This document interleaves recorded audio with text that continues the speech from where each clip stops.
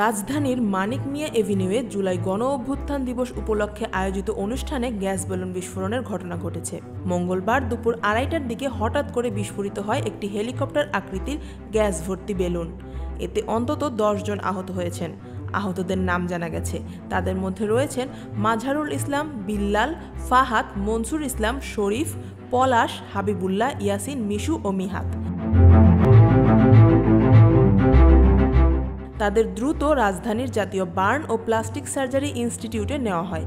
হাসপাতালের আবাসিক surgeon doctor Shaon বিন রহমান জানান, সবাইকে প্রাথমিক চিকিৎসা দেওয়া হয়েছে এবং তাদের অবস্থা আশঙ্কামুক্ত।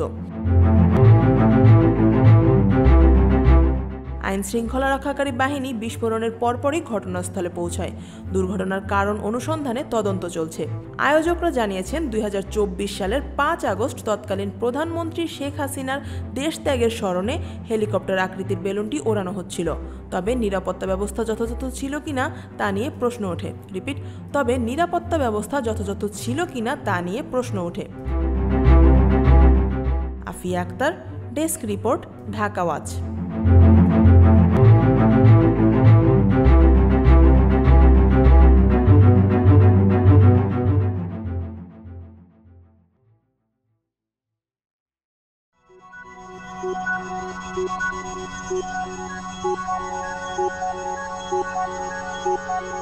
Thank you.